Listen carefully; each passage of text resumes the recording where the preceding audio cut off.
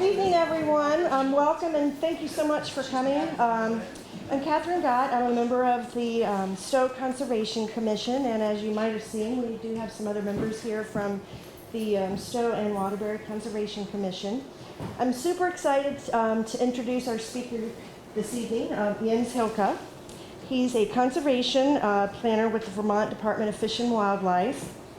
I first met Jens several years ago while I was attending environmental leadership training that his department gives. It comes in two separate blocks, and it's really good training. I would highly recommend, if you're interested in learning more about that, please do a Google search and you'll see you can find recordings of his previous trainings. And over the past several years, I've attended and seen Jens through my computer in a bunch of team meetings and other presentations that he's given.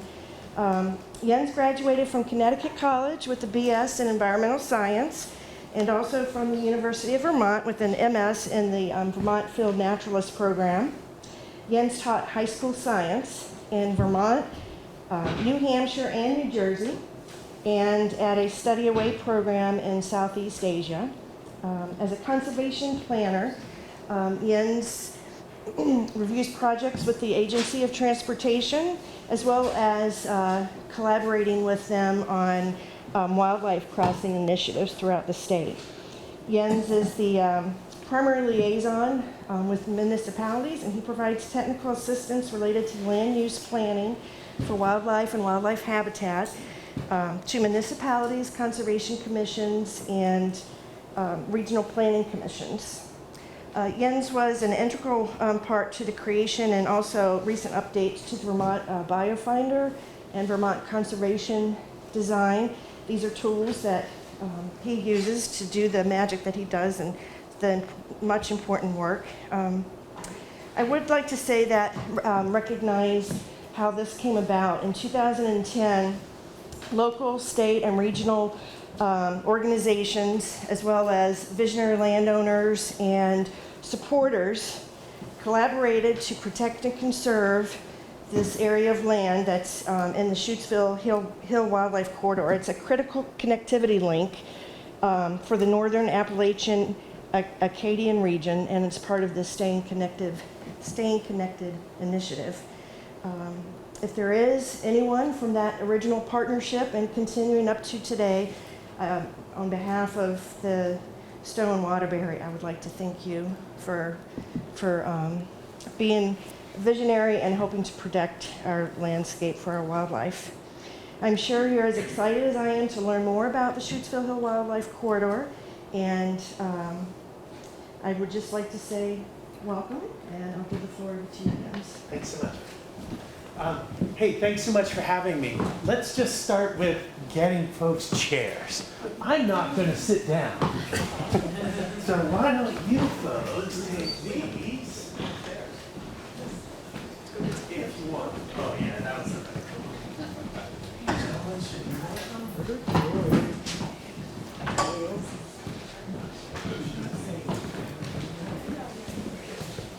all right. Well, again, thanks so much for having me. So my name is Jens. I'm a conservation planner. I'm totally happy to take questions during the presentation.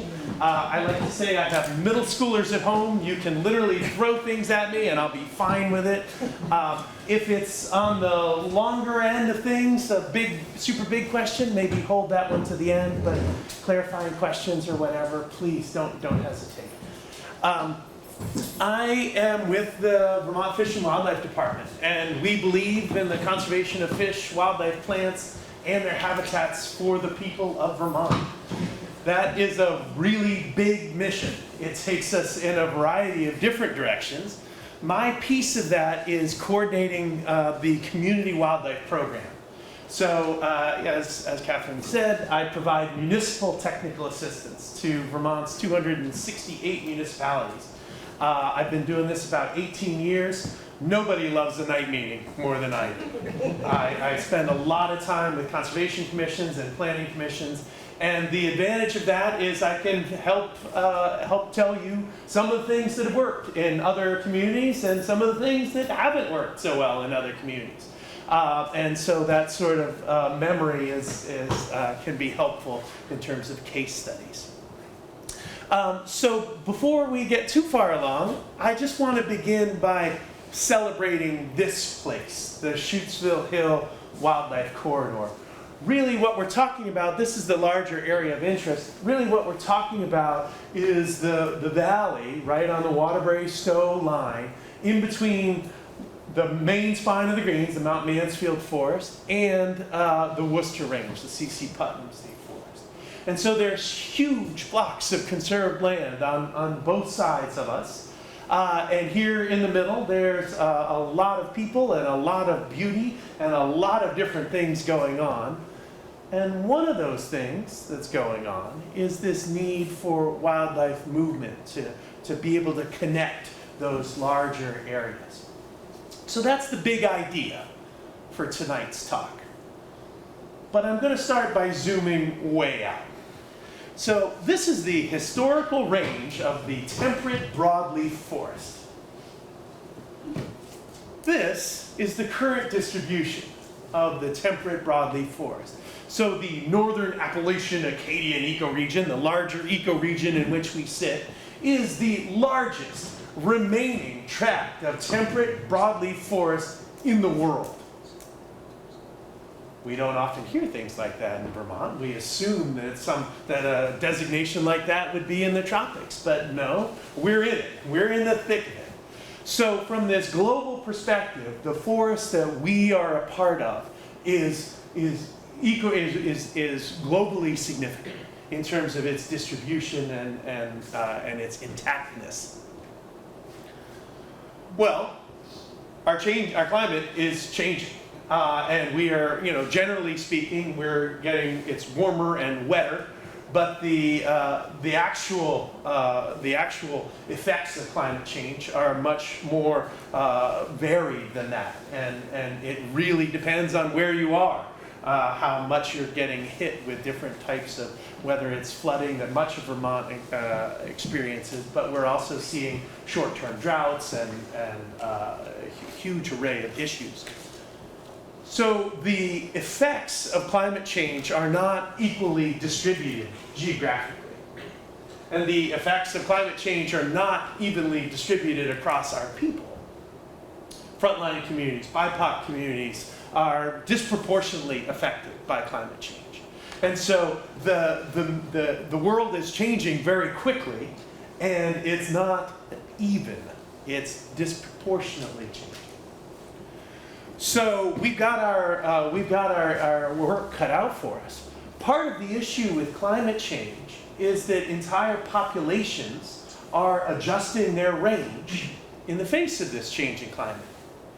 The Nature Conservancy estimates that entire populations are moving north and south away from the equator on average 11 miles per decade, about a mile per year.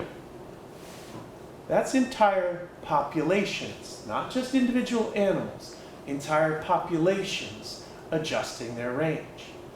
So what you see on screen is migrations in motion. It's a map from the Nature Conservancy that shows the movement of some 2,000 species of mammals, birds, and amphibians, and how they're moving in response to climate change. So please notice how the Northeast is this pinch point in continental movement of species. So, largest temperate, deciduous, broadleaf forest in the world, and a major connection for species to readjust their ranges in the face of this changing climate. So that's the big picture. Turns out animals aren't the only thing that are moving.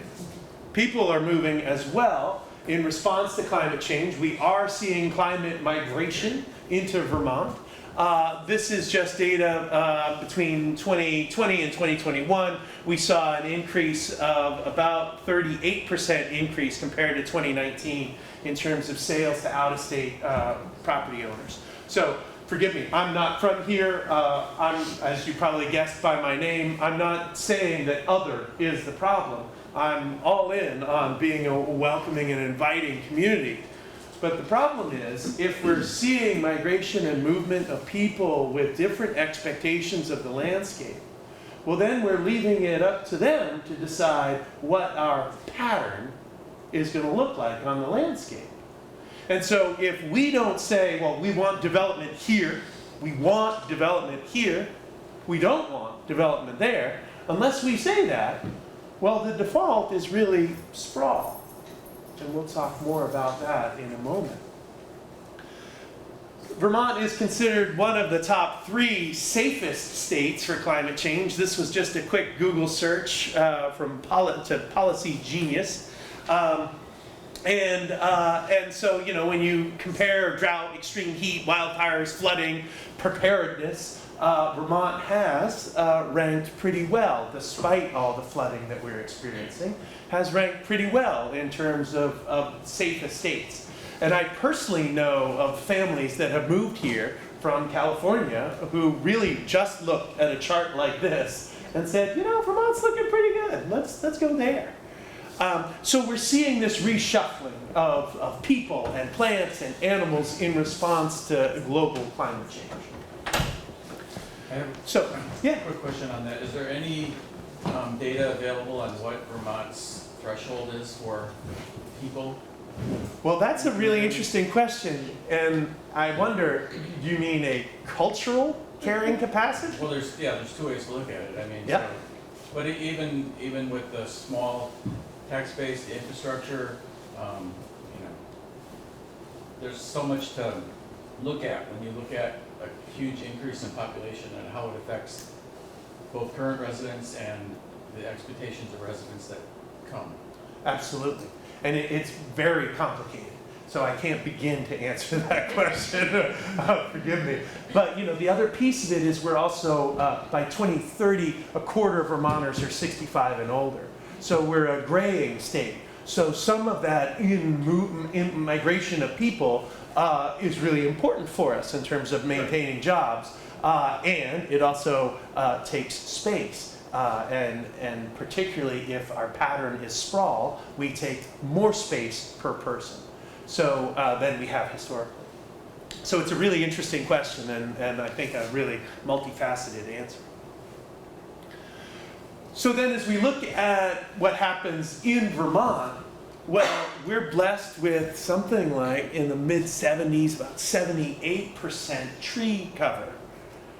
We have, we're in that regard, we're something of the envy of the Northeast in terms of having maintained our tree cover. Truth is, we actually clear-cut all of Vermont. We were down to about 20% forest. And what we're seeing now is one of the most successful ecological restorations of all time, to go from 20% forest to nearly 80% forest. But it is an experiment that we don't know where it's headed, because the plant communities that have grown back are different than the ones we've had historically, just adding in to all the change we're experiencing with climate change. So we really don't know where things are headed with respect to our ecology. But we do know we have a huge amount of tree cover, and that overwhelmingly that comes along the spine of the greens. There are only about 12 roads that bisect the spine of the Green Mountains. That's why the Long Trail is so awesome, because very rarely do you need to come out of the tunnel of green and cross a road. So as we begin to think about, well, this network of connectivity across Vermont, where are those species that, remember those 2,000 species that are moving? Where are they, where do those connections look like? Where is that in Vermont? Well, this is, the dark green here is the Vermont Conservation Design, and I'll speak to that more in a few slides. But that really tells us where these connected forests are across the state. And that allows for something of a wildlife highway along the spine of the greens. And so there's a tremendous path for wildlife movement. But for those of you who've driven to Quebec recently, there's actually a lot of farm fields directly north of the greens. And so if you want to connect to forest, it's actually better to go up through the kingdom and connect into the Suttons. So the path of connectivity, the network of connected forests, is more complicated than due north or bust. It's a much more complicated network. And not all species live at high elevation or enjoy high elevation. In fact, there's a lot more biological diversity at lower elevation. And so connections down into the valleys are critically important for this larger thinking on on the connected network. So wildlife are on the move, and we still enjoy relatively connected forests across Vermont, north to south, east to west. We're in a good place if we can maintain what we've got, if we can be aware of the bigger picture that we have and not think inside the box of our 268 separate municipalities. Because the picture looks a little different when you cut it up into 268 boxes. It's not this clear how a particular town is contributing to this larger network. So we have a variety of species in Vermont that have big home ranges. So they're, just like the rest of us, they're going about their daily business, trying to meet their needs: food, water, shelter, access to mates. But some species take up a lot of space doing that. They have big home ranges. So to meet their needs, they're going to use different food sources at different times of the year. That black bear with that 30-plus square mile home range is going to be using wetlands to eat those first plants to green up in the spring, is going to be in the berry patches in the midsummer, is going to be up on the ridge eating beech nuts in the fall. Different plant sources, different food sources at different times of year. And so they have a big home range. They're moving around a lot to get what they need. And that inevitably takes them across roads. Average bobcat in the Champlain Valley has a home range of 27 square miles. They're moving on average 19 miles per day, every day. Just incredible how these species are moving around the landscape. So the scale at which these animals are moving is radically different than the scale at which we are planning our 268 municipalities. So these are just daily movements, but there are bigger movements that are happening as well. This is a male black bear that we collared, GPS collared, and he was living here near Bennington. And in response to a bad mast year, he was looking for other food. He went and did a 140-kilometer journey to Brattleboro and back. Now that's just up and going for it, right? That's just doing a big move just to see what kind of food they can find. Maybe the food's a little bit better in Brattleboro than it is in Bennington. I don't know. I'm just asking a question. But maybe. But it couldn't have been that good, because then the bear went all the way back. So maybe the food's just fine in Brattleboro and in Bennington at the end of the day. So my point here is there's these regular movements to meet daily or seasonal needs, and then there are bigger movements. So the Canada lynx that many news outlets were following last summer, that Canada lynx, that was a dispersing male.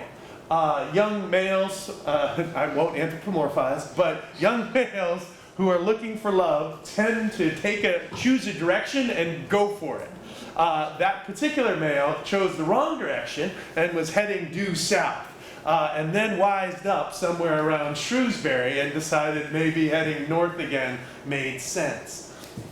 So my point here is we see these small movements, these daily movements, these seasonal movements, and then also these really extreme movements. And we're seeing this movement in response to climate change. So I mentioned Vermont conservation design, and it's a prioritization. These are the lands and waters most important for ecological function, both now and into the future. So it is a snapshot of where places in Vermont are currently most biologically rich. It also looks into the future in terms of climate resilience. Where are we going to have biological diversity in the future? Now, I could nerd out for a long time about Vermont conservation design and talk a lot about that resilience piece, because I think it's critically important. The quickest way to stop me from nerding out, I'll just say, it's all about geology in terms of where there's going to be biological diversity into the future. And so we can understand a lot just by knowing where there's calcium-rich bedrock in Vermont, where there's diversity in the physical landscape, because that's the stage, the home for biological diversity moving forward, even if it's a different set of plants and animals. So Vermont conservation design is this prioritization. It tells us what's most important, and it's this vision for what the connected network of forests and waters looks like. And so this is what we need to maintain moving forward.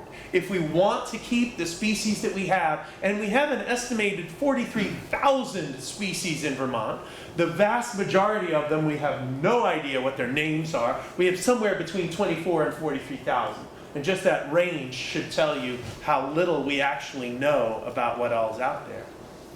But we have a tremendous amount of biological diversity, and this is what we need to maintain to keep that biological diversity. Now, many of you, when you see my green shirt and you see my green map, you think that that means, well, gosh, we can't have any development in that dark green area. And that is not what this map means. This is the map that shows what's necessary for ecological function. You need to figure out what those ecological functions are to then figure out what sort of human uses might work in those areas. So for example, we have huge forest blocks around us. Well, you can develop the edges of those forest blocks and not wreck its function of being a large, intact forest. However, there are connections. There are places where those blocks are connected to other forests. If you put a development right in the middle of that connection, yes, you can absolutely compromise that function of connectivity. So you really need to drill into what the green is in a particular area to understand, well, what are the ecological functions there and what sort of human uses are present. So as your planning commissions in both Stowe and Waterbury are wrestling with the town plan and the vision for the future, really getting a sense of really digging into Vermont conservation design to better understand the ecological functions that are present in this area is really important. And that's part of my job, is to help provide an interpretation of what that means. So I'm really anxious to continue to work with both towns as you work on your town plan and as you think about your vision for the future, where you want development and where you don't want development. So the conservation design it's multi-scaled. We begin by looking at the landscape scale. So that whole map of Vermont with the dark green and the light green, well, that's the landscape scale. And it's a prioritization. Dark green is highest priority, light green is priority. But I was just saying how you need to dig in to figure out what the functions are. Well, here are the components at that landscape scale. And so you can begin to dig in and figure out, well, this is an interior forest. Oops. That's an interior forest, or connectivity block, or an area important for geological diversity, or surface waters, or natural communities. So you can get through, this is all available to you on the BioFinder website. You can interact with it. It's an online map. You can zoom in, you can zoom out, you can turn things on and off, and you cannot break it.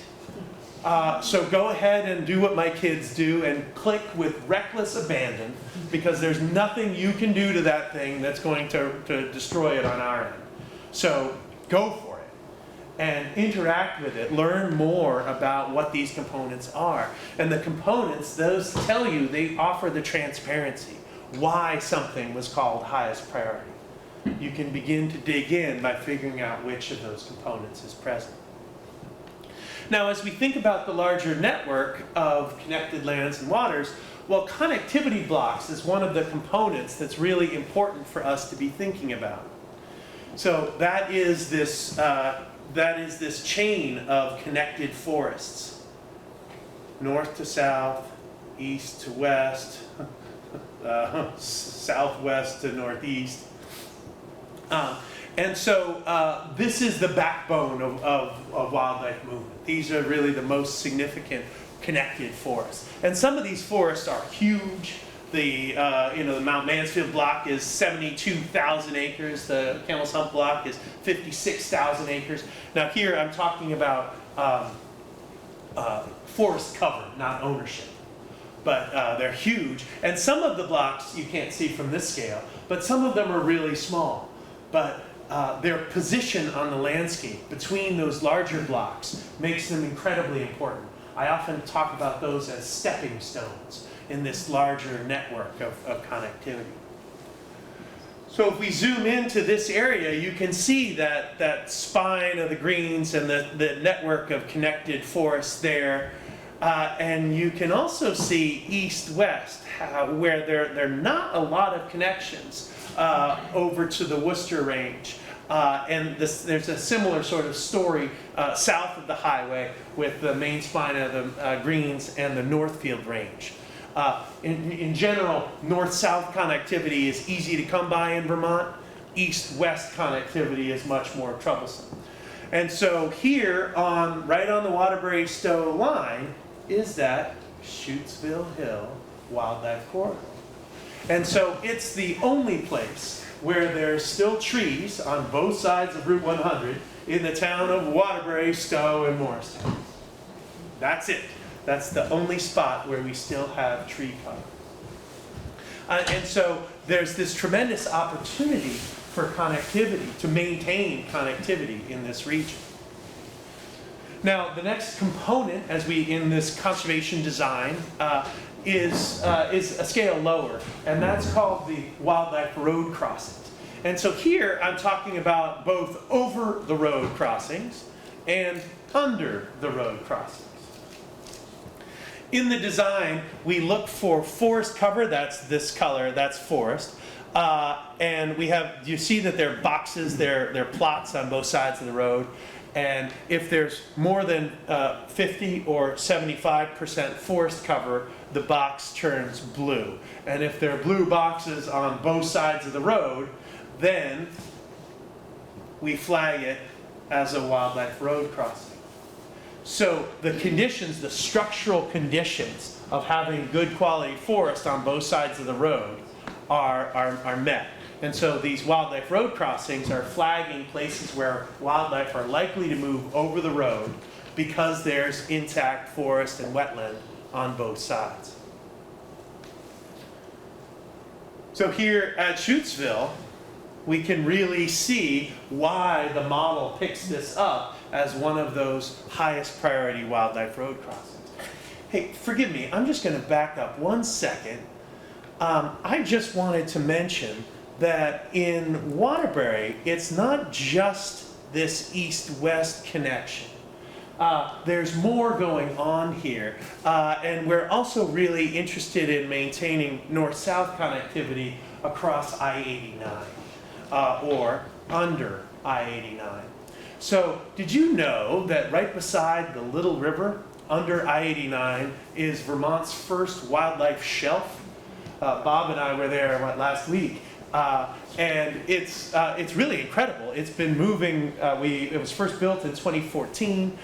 Essentially, it's just covering big rocks that they put under the bridges. It's just covering that with dirt and making a shelf, a goat path that moves beside the stream under the highway. And so we've been monitoring it continuously since 2014. I have pictures of moose and bobcat and coyote and deer, lots of deer, and mink, and really just about everything moving under I-89 at that location. So so there's this tie-in with gray infrastructure here, right? That isn't just green infrastructure where we have continuous forest. We're also actively designing things to allow for wildlife movement. How far will animals divert to make it to that type of crossing? That's a great question. And the word divert is interesting because we have this game trail parallel to I-89. And so we're seeing moose and deer and other species moving parallel to the highway. So presumably they're looking for a place to cross. So we're already seeing that, coming down off the hill, go down into the valley, hit the highway, move beside it. And then presumably one of those locations is the Little River Shelf. We're also working on a wildlife underpass at I-89, the Sharkyville crossing that maybe some of you have heard about in the news recently. And so that project remains a priority for the department and for the Staying Connected initiative in terms of really focusing on allowing for that north-south movement. So I just didn't want to leave this slide without saying both that north-south movement and that east-west movement is really important here. In the Stowe context, I'm really interested in that section of the mountain road and making sure that we don't develop continuously along 108 and do allow for some wildlife connectivity there as well. So, north-south movement, east-west movement, but Shutesville really does pop at this landscape level as a priority for connectivity. So, what's interesting about Shutesville, there aren't any culverts or bridges. And so, again, I'm playing with this idea of gray infrastructure, green infrastructure, because they're both part of the solution. But there are no bridges, there's no culvert that we can appropriately oversize to allow for wildlife movement under Route 100. And so at Shutesville, we're really looking at over-the-road movement. Now, over-the-road movement, there's still going to be roadkill. And that is tragic, potentially dangerous for the traveling public.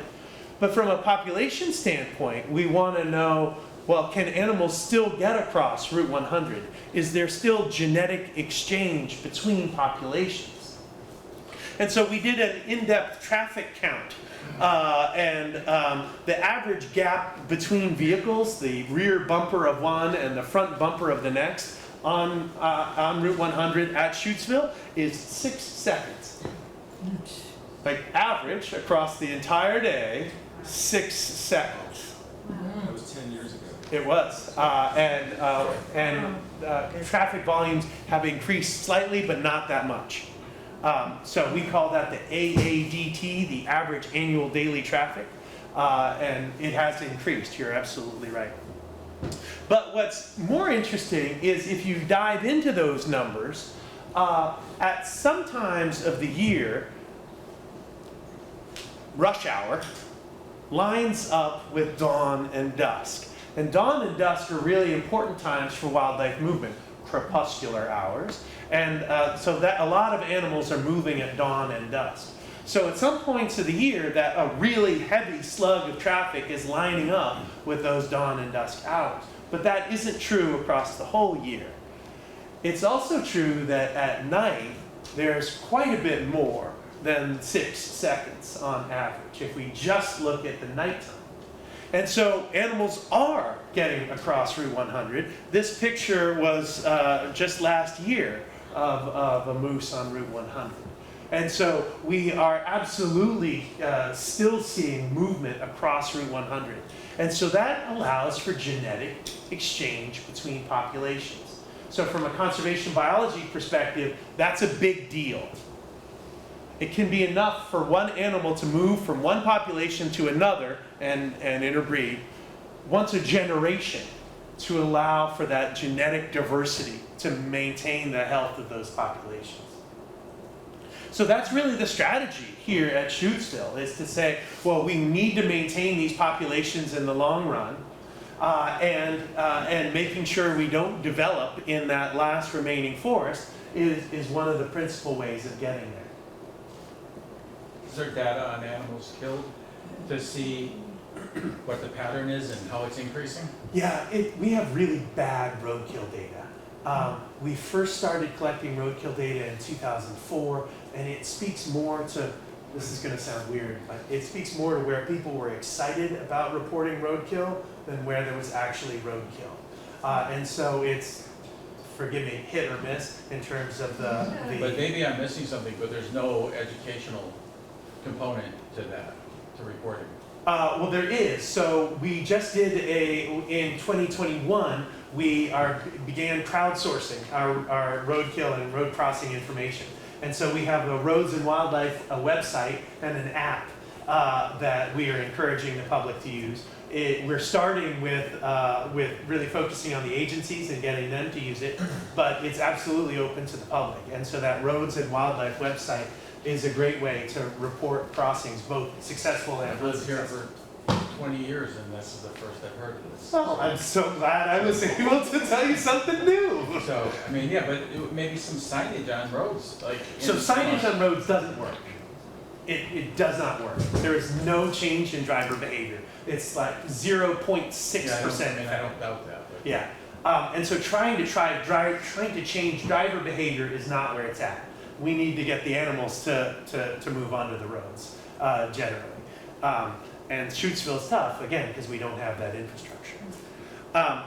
So let me just switch gears a little bit and just begin to think about, well, where is there forest and where isn't there forest? Because as we think about your town plans and how we meet multiple values, well, forest is really one of those ways where we meet multiple values. Absolutely critical for this network of wildlife connectivity that I've been talking about, but also critically important for our working landscape, for recreation, for our mental health, for physical health. And so forests represent this cross-section of values, both ecological and community and economic, that can be a really great starting point in your planning efforts. And so as you think about the next iteration of your town plan, centering it on where there's forest and the multiple values that that forests hold can be a really unifying way of beginning this understanding of the connected network. So I mentioned this before, but forests, forest blocks, not ownership. It's about natural cover, surrounded by roads, development, and agriculture. Generally, our biggest forest blocks are along the spine of the Greens and in the Northeast Kingdom, and a little bit in the Piedmont. Of course, we have exponentially more biological diversity in the Champlain Valley and the Connecticut River Valley. So we have our largest forests along the spine, but even our small forests in the Champlain Valley are really biologically rich. They give you more bang for your buck in terms of like a small 200-300 acre forest might have a surprising amount of biological diversity. And so, you can really see this pattern of the Camel's Hump block and the Mansfield block and the importance of that north-south connectivity. And also here for the Shutesville in terms of the C.C. Putnam and that whole Worcester Range block. And just, we have you all sit in the middle of huge forest blocks. And these forests, as I mentioned, we get more value from larger forests than we do from smaller forests, generally speaking. If you compare like within a single town, your bigger forest blocks are gonna be more biologically diverse than your smaller forest blocks. I'm not comparing the Greens and the Champlain Valley here. I'm comparing more locally. But larger forest blocks are going to offer clean air and water and land for the working landscape and the economic benefits of recreation and tourism. They help prevent erosion and flooding. They provide land for fishing, hunting, and wildlife viewing. That's about $685 million to the Vermont economy. The larger forest blocks transmit fewer tick-borne illnesses and they sequester carbon. So we get this whole range of values from our largest forest blocks. Now I mentioned biological diversity. Let me just put a finer point on that.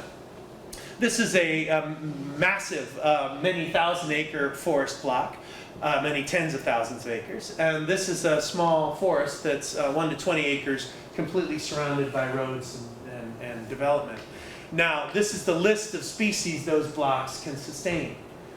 So the pattern is undeniable. Larger forest blocks, more species diversity. Smaller forest blocks, less species diversity. So when you have a tiny forest completely surrounded by roads and development, you get squirrels, raccoons, and skunks.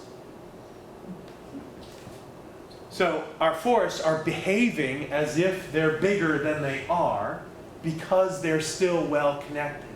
We still enjoy that connected landscape. And so we even get, moose in downtown Burlington because it's still relatively connected.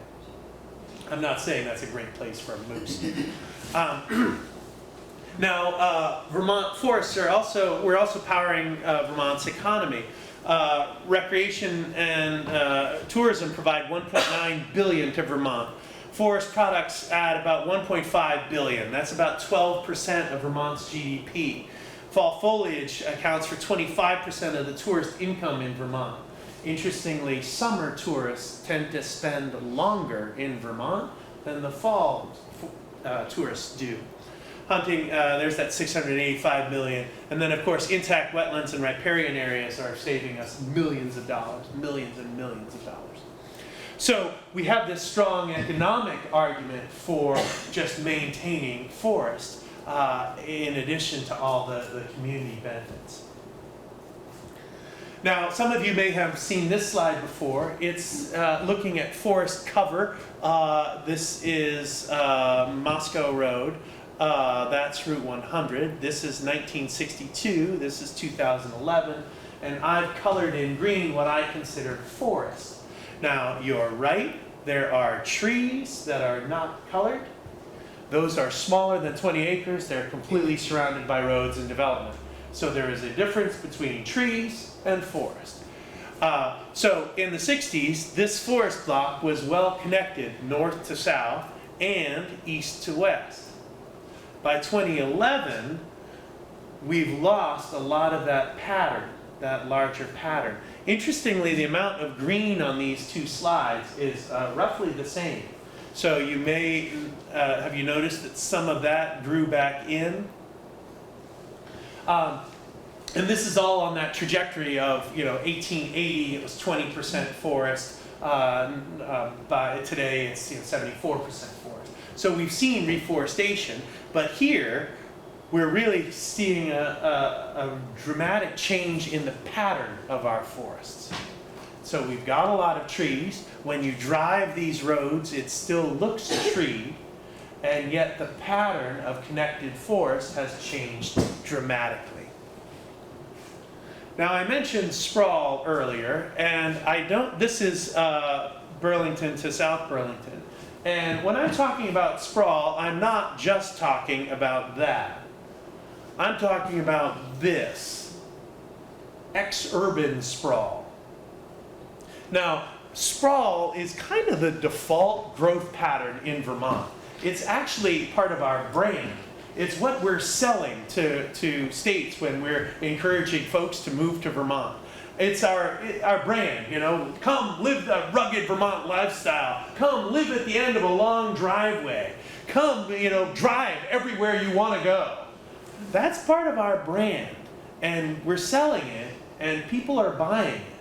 And so if you don't control where you want development and where you don't want development, well, sprawl is what you get if you don't control it.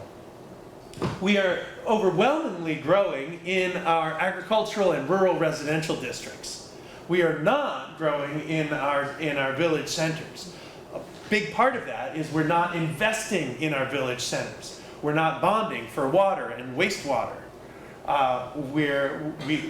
You don't get density if you don't plan for it and invest in it. If you don't invest in your village centers, again, we get sprawl. And so sprawl is both an attractive lifestyle, like sure, it would be nice to live in that house. It's also part of the problem that's facing our larger pattern. And so we really need to think about, well, what do we want our landscape to look like? We can have density without living on top of each other, without it looking like Burlington. But we're not going to get that just by accident. We're only going to get planned, thoughtful density if we invest in it. So what I'm talking about here is that the forest fragmentation is creating a pattern that's difficult for wildlife movement. Wildlife are on the move in response to climate change, and that adapting to the climate reality means that we need to have a connected pattern that allows for plants and animals to move in response to climate change. And so that's climate adaptation. That's what we're talking about here. So I often, actually I flew this 2 days ago in a small plane. It was really fun. This is in Rutland County. But this is the sort of pattern we're talking about. Begin with, well, where are your largest forest blocks? And then think about those stepping stone blocks. You can't get from here to here without going through that. And so it's not the biggest block on the screen. It may not have a huge list of ecological benefits other than its location, because it's so important for connectivity. So as you think about this pattern, well, we want those anchor blocks, those core forests. We want those stepping stones that are situated right in between. And then at a smaller level, we want wildlife road crossings, places where the blocks actually connect. There's trees on both sides of the road. Shutesville is what I'm talking about here. And the network of rivers and streams. Particularly in a more fragmented landscape, that stream network is what's holding it all together. The veneer of riparian vegetation, stream-side vegetation, is just incredibly important. From my standpoint, there's nothing more important that Vermont should be investing in from a climate perspective than riparian vegetation. It's just so critically important. So that's the pattern we're looking for. So now let's just think a little bit. We're looking toward both towns, Stowe and Waterbury, are looking towards their town plan update. And so what I've done so far is talk a lot about the commons, what we stand to maintain as a group if we hold together. Well, the Vermont motto, freedom and unity, since 1791. We've been trying to balance private property rights and the commons since 1791. And it is a balancing act, and it requires attention and thoughtful decision making. And so we shouldn't take lightly a decision to limit somebody's private property rights. We also shouldn't take lightly the importance of the commons and the benefits that everyone is getting from our forests and waters.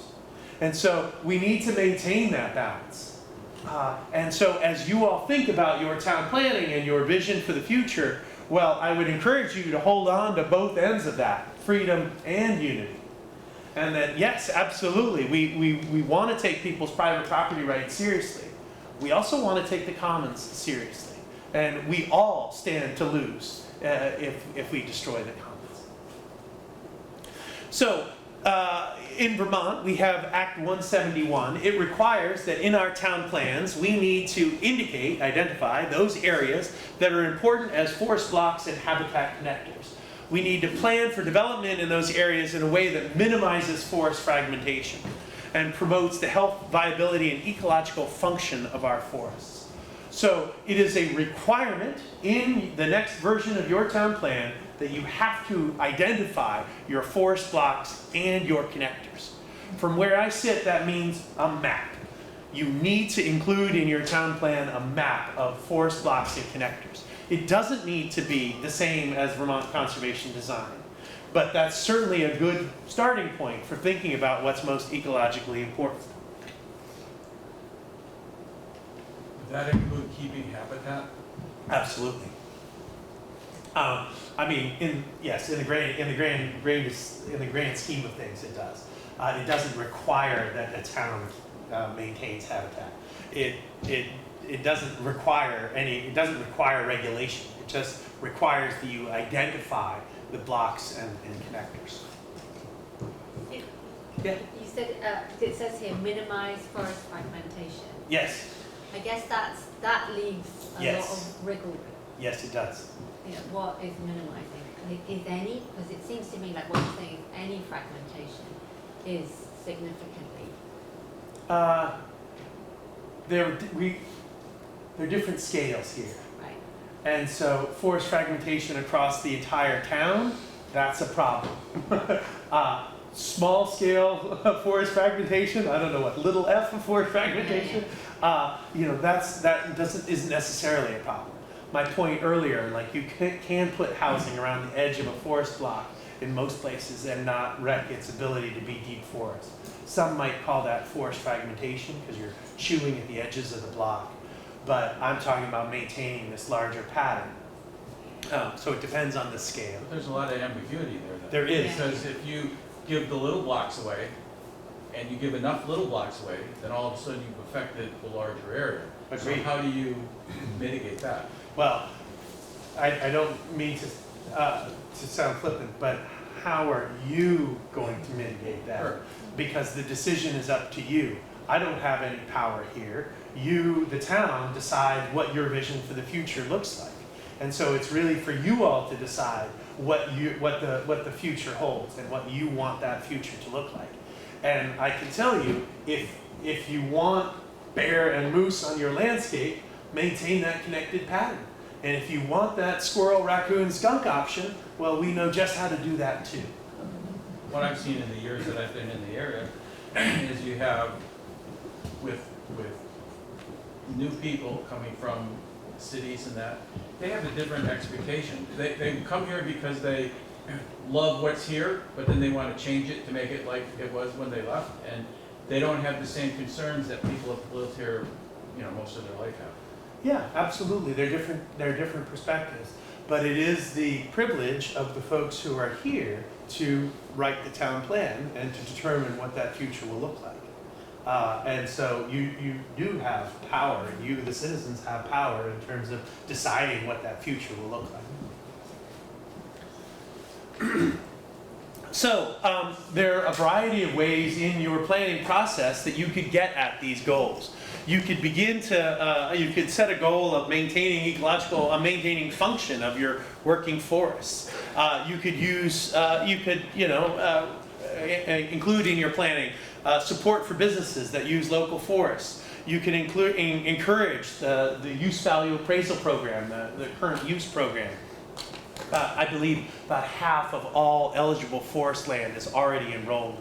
It's a tremendously successful program for maintaining forest as forest. It's often called current use because it's focused on how you get taxed on how you're currently using it, as long as you have that management plan and you're thinking about the future. You can collect landowners to incentive programs. So there are a variety of ways that you could work into your town plan support for the working forest. And so you can get at that element, that value of our forests.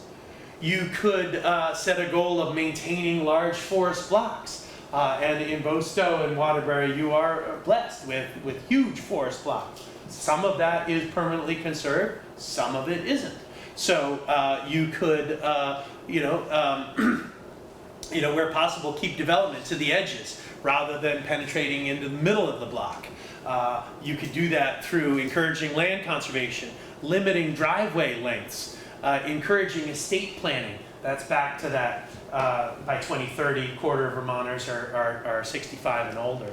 So we're really at an interesting turning point. Actually, my family is in the midst of it. My in-laws are in their 70s. They have 4 kids and 110 acres in Stratford.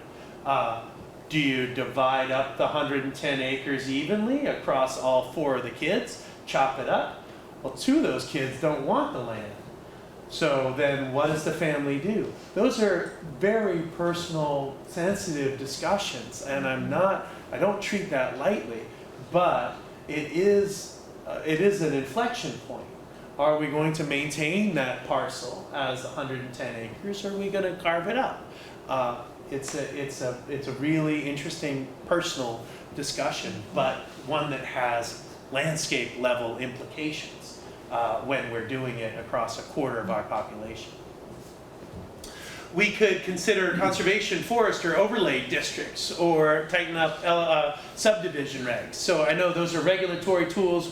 We have the town plan right in front of us, but I'm just identifying avenues for protecting, for this goal of maintaining large forest blocks. Here, more to the substance of Shutesville, we could maintain connections between blocks. Now, this is many of those same tools of really thinking about land conservation or estate planning or subdivision regs, overlay or forest districts. So the town plan and the language in the town plan sets the stage for your regulatory or non-regulatory tools. And so your zoning has to be in conformance with your town plan. So the language that you set in your town plan is the beginning of what your regulatory framework looks like. And so here you have this opportunity in front of you to think about the future of your town and what sort of tools you might want to employ to maintain a pattern that you wanna see. This is just about physical landscape diversity, the geologic diversity, many of those same tools. So as we think about town plan language, town of Newfane has some really great town plan language. Actually, many towns have a lot of aspirational language in their town plan. We really talk a great game in our town plans. There's a whole lot of stuff in there that just it really looks good on paper. But again, that's setting the stage for our regulatory or non-regulatory framework. But anyway, just as an example of really good language, the Newfane Town Plan, has this wildlife resources and natural features. It talks about obtaining information and protecting wildlife habitat. It talks about this larger pattern of sprawl and how we need to maintain those intact forest blocks. It talks about in turn, we lose the corresponding and significant contribution that forestry makes to our economy and culture. So it really does a great job of saying forests are this uniting feature on the landscape, where ecology and recreation and community and economy come together, and how important that is. So there's a lot of really good town plan language out there for you to think about. And what I love language like this because this usually shows up in the natural resources section of the town plan. And that tends to have a different language than other sections of the town plan. And so I really like it when a natural resource section can talk about all of the different values of our forests and wildlife.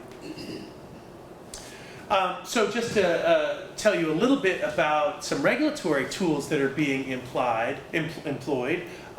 This is Bolton's 2005 zoning. The green is their forest district, so where they promote active forestry. The yellow is their conservation district. This stippled color is their rural residential district. And so my editorial of this older zoning is, this is their sprawl district. This is allowing for east-west sprawl along Route 2, parallel to 89 and the Winooski River, and creating a barrier to wildlife movement north to south.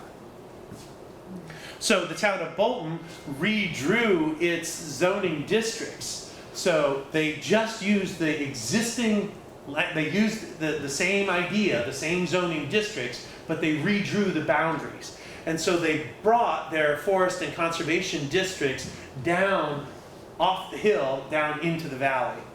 Now, a lot of this land was already in current use, so the landowners did not mind at all having it as a forestry district rather than a rural residential district. And a lot of that land was had deed restrictions through Act 250 development. So it wasn't actually developable anyway. And so the town just said, it's not developable. Why do we call it a rural residential district when it's not at all developable? So the actual change on the ground wasn't as significant as this map makes it look. But there's an example of just using the district boundaries themselves to bake in this idea of connectivity, and in this case, north-south movement. This lines up with a section of the Camel's Hump State Forest, so permanently conserved state land. And actually, that spot there is Pineo Brook. And so it is also a, I don't know what, 12-foot wide culvert that goes under I-89. And so not only do those district boundaries allow for north-south movement, they line up with transportation infrastructure that can bring animals under the road. Pineo Brook isn't the best culvert in the world. I'd love to see that appropriately sized. It will eventually meet the end of, what's the nice way of saying it is the end of its service life. And when it does, VTrans will appropriately size it based on its hydrology, and there's an awesome opportunity to allow for wildlife movement. Here in Waterbury, right on the border, is that Sharkyville, a location where we're designing an underpass under I-89. We're still looking for construction funding. We'll keep at it. But that would take a 6-foot wide culvert and make it into a 150-foot wide, 200-foot long tunnel and 65 feet tall. That would really allow for moose, bear, every aquatic organism passage, would reduce erosion, would reduce flooding. Currently, the water shoots about 30 feet straight out under a high water event. But it's under so much fill that it really is held in place, and that's why it hasn't broken yet. But anyway, I'm just trying to make this connection here between your forests and the multiple values, this idea of connectivity, the town plan, and gray infrastructure, and ways to knit this all together so that on the landscape you have this connected pattern. Bolton did an overlay district. That's a separate regulatory tool. That's another district on top of the regular zoning districts. And so they have a natural resources overlay. And so you can see many of those wildlife road crossings are highlighted in their overlay. Some of those big blocks, rare species, there are a variety of things in here. But that's another example of a tool. Sorry, on smaller roads, on smaller roads where there's not possibility of underpasses or overpasses, can you do things to slow traffic down, like bumps or rumble strips? Or? Yes, you can. Has that been done? Well, I live in Burlington. We do that all the time. Yeah. There are towns in Germany that actually, I'm not advocating this, have removed all of their road markings. It's uncertainty that slows drivers down. And so when they don't quite know what's going on, they're like, whoa. So in Burlington, we make the road narrower when we want to slow cars down. So we're experimenting with bump outs that also help with our stormwater. It narrows the road, and so drivers slow down because it's a narrower stretch. So there are ways within the engineering of a road to slow. Speed limits alone don't do it. The town of Stowe did try to work with VTrans to lower the speed limit near Moscow Road, and it did not go well. Now here's the thing. There's a correlation between vehicle collisions, wildlife vehicle collisions, and lower speed. It's not causal, but there's a correlation. So you would think if you lower the speed, you'll reduce the number of wildlife vehicle collisions. In a stretch of with one lane in each direction, you create two classes of drivers if you lower the speed. One that's going what feels comfortable, probably about 60, and one that's going the speed limit. Stowe suggested 40. So then you have two classes of drivers, and the class that's going 60 is going to try to pass. And so you actually increase the rate of vehicle-to-vehicle collisions. And so it's not as straightforward as just, oh, lower the speed. It can help, but it it needs to be done very carefully. But again, we make our roads wider and wider for safety, so you can, but it also makes you feel more comfortable, and so you increase speed. So there's a lot of considerations here. It's not at all straightforward.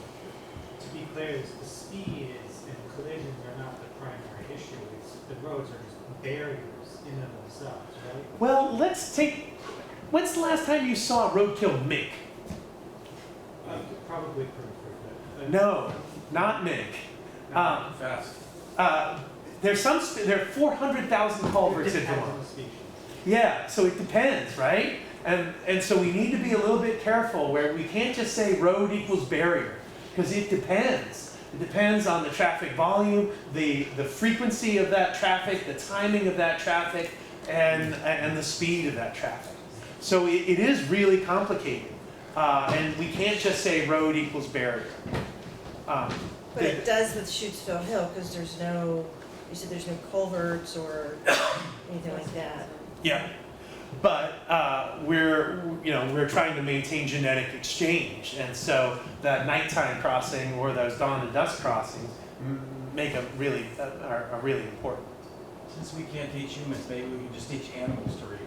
Yeah, well, there are all sorts of bad jokes about that. I'll spare you. But we also, best practice is to funnel animals into an underpass. And so out west, where they are investing in overpasses as well as underpasses, they will fence both sides of the road.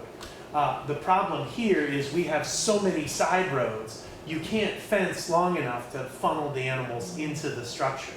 And it would make Vermont look like a maximum security prison. So we haven't invested in that fencing, that funneling action for large animals. We do for smaller animals. The Moncton salamander crossing uses concrete block to funnel animals into the structure.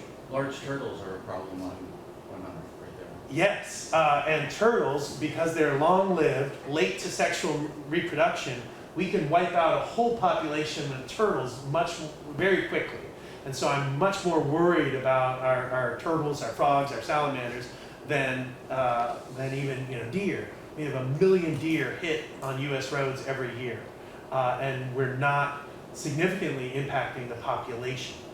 Is there any thought to using high-tech means to keep animals away, like whether it's ultrasonic or light or something that... Yeah, there are two different ways of doing that.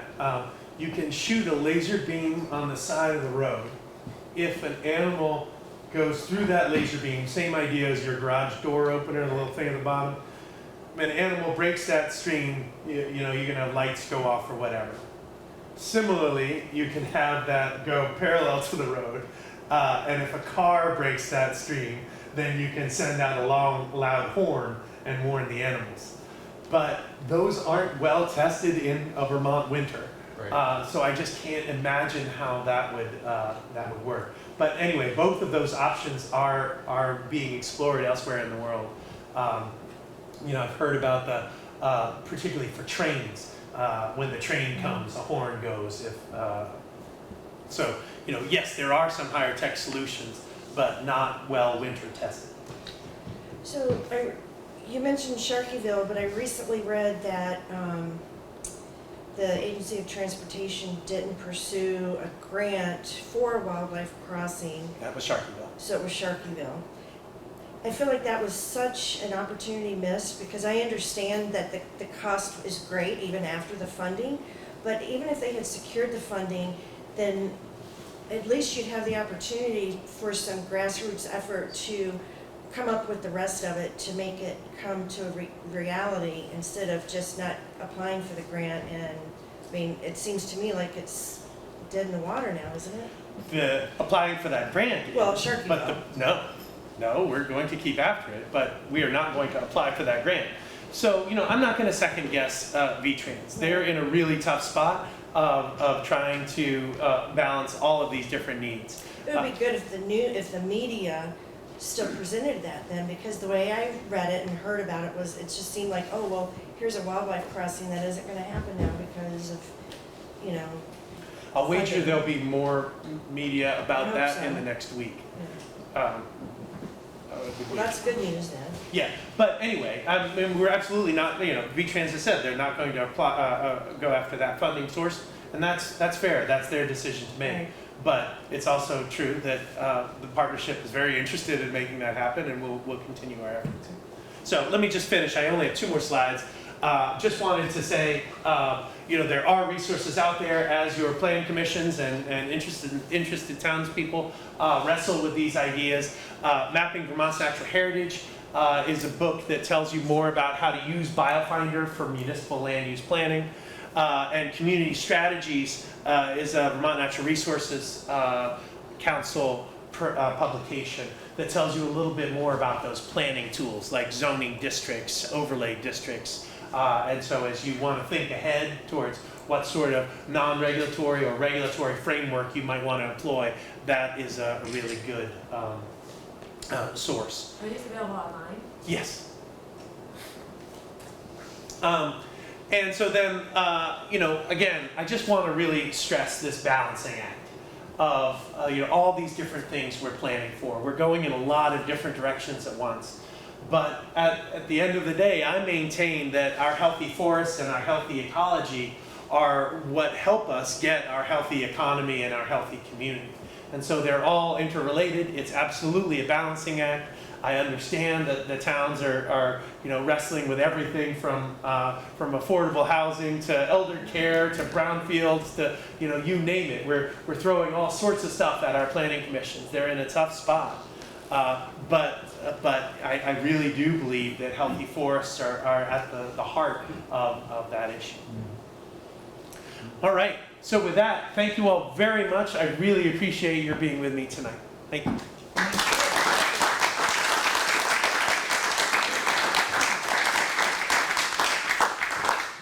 So what else is coming up? What else are you all thinking about right now?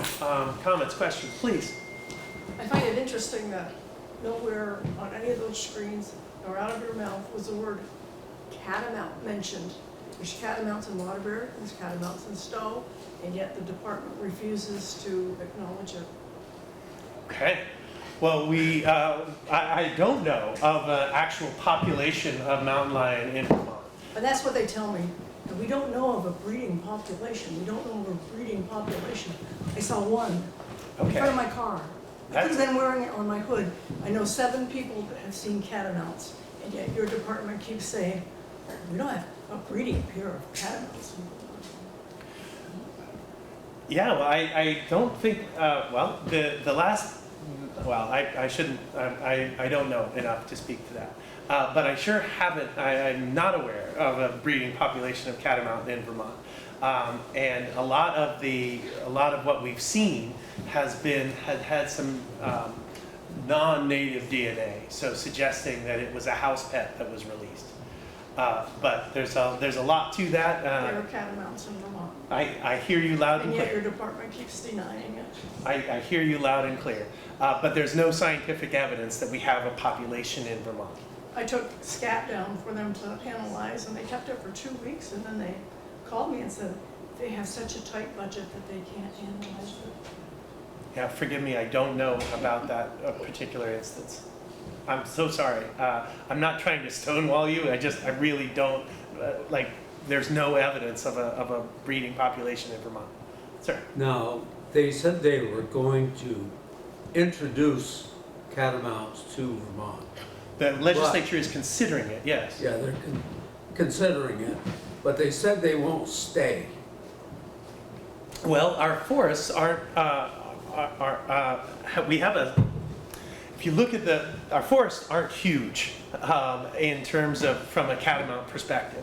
And so there's reason to believe that they would move towards Maine, where there are larger forest blocks that are more suitable for mountain lion.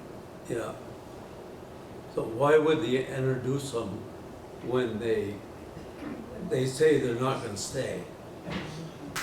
That is a good question, and it would be incredibly expensive to introduce mountain lion. The wildlife road crossings that I'm talking about, Sharkyville, etc., infrastructure like that would be needed all over Vermont to ensure we maintain a catamount population in Vermont. And so the price tag there would really be huge. And then there's also the question of the cultural acceptance. It sounds great to have a large predator right up until it's in your backyard. And then I suspect there'll be some Vermonters that would not be as excited. And so the amount of education we need to do to really live with catamount would be pretty significant. We would need to change our ways. As we think about trash and black bear, we continue not to change our ways. And we're not coexisting with black bear in that regard appropriately. We're continuing to leave our trash out, the bear are continuing to get into it, and we're making the cycle worse. Yeah. And so as we think about the number of human behaviors that would need to change to peacefully coexist with catamount, it is an interesting question as if Vermont is really ready for that. You know. Yeah. I'm curious what you might say about the significance of forestry practices to connectivity blocks. You know, how may they impact the value of those blocks and how they're managed to them being core connectivity links? I'm not a land manager, Okay. and so let's just, I don't want to go too far out of my wheelhouse. I think there is really good forestry happening in Vermont. There's also some bad forestry happening in Vermont. But compared to development, forestry practices are going to grow back. And we're not likely to have forest grow back after a strip mall. And so from where I sit, I'm really focused on a more binary difference between where there's development and where there's natural cover. But I hear you loud and clear. There's a whole spectrum of management, and some of that is absolutely better for wildlife and biological diversity than others of it. Yeah, go ahead and call Another it. question is, you talk a lot about these underpasses, and a lot of them, it's interesting, they're kind of inadvertent Yes. underpasses because they're culverts for Yes. water and flood. How might a not inadvertent underpass, one that's built intentionally just for wildlife, look differently? How would you design that, and would that truly be better than an existing culvert? It depends on the species.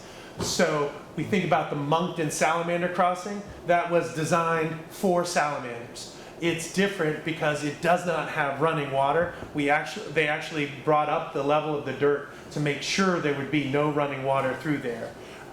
And yet, they put a grate in the top to allow for moisture. So the salamanders would use it on those wet nights, but it wasn't running water. If you get running water, you introduce predators. So, that's an easy one. As we're talking about larger animals, having the stream is a natural funnel. And so using that culvert that's already moving water makes a great deal of sense. When we appropriately size those streams from a hydrologic standpoint, at normal flow levels, we're going to have dry ground on both sides of the structure. And so we're going to allow for terrestrial animal movement beside the stream through the structure. And so it doesn't need to look all that different. But when we talk about bridges, as long as it's big, right? When we talk about bridges, a variety of species are going under those bridges beside the rivers. The problem at Little River was that they used the type 3 boulder, the big rocks, from the bottom of the bridge, the abutment, all the way down to the stream. Makes a strip, because they're trying to keep trees from growing up into the bridge. Makes sense. But what we did at Little River was just make a goat path perpendicular to that strip of big rock, because ungulates, a moose and deer in particular, don't want to walk on those big rocks on the uneven surface. Bear will, bobcat will, coyote will, moose and deer won't. So having that goat path parallel to the river, perpendicular to the rock, was an important design consideration. So, and ever since I attended your environmental leadership training, you know, the one burning question I had was, I mean, the ideas you are putting out there are great, but my burning question was, how is it actually getting to the ground level, boots on the ground, you know, of being implemented? And so now I can see that it has to come from the towns. So I'm wondering, are you seeing that towns are really on board with this, or are they just, you know, listening and they're not really going to implement it? And then also, what about planners themselves? Because something like you mentioned, the length of a driveway, or maybe the placement of a building on property, or, you know, where you're building next to a forest block or something. I mean, how can we make that happen? So, as you might expect, there's a whole spectrum of reaction to these sorts of ideas.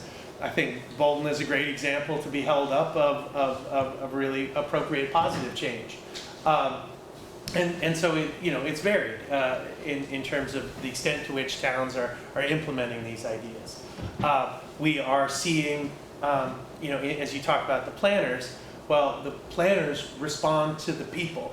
And so when the people say, connectivity is important to us, let's make sure we bake it into our town planning, well, then it's easy for a planner to say, oh, okay, let's figure out what that means and how to do it. It is not appropriate for a planner to simply do that on their own if they're not hearing that the people want it. The planners are responsible for implementing the vision that the townspeople are putting forth. You're a one-man show. You got a lot of Sometimes work that ahead of you. vision though conflicts with the better, what's better for the environment and the animal. Because just looking at not knowing that much about Bolton's situation, I'm gonna guess that there's a lot less economic impact to what they did than it would be if you did it in Stowe. Yep, that's true. Absolutely true.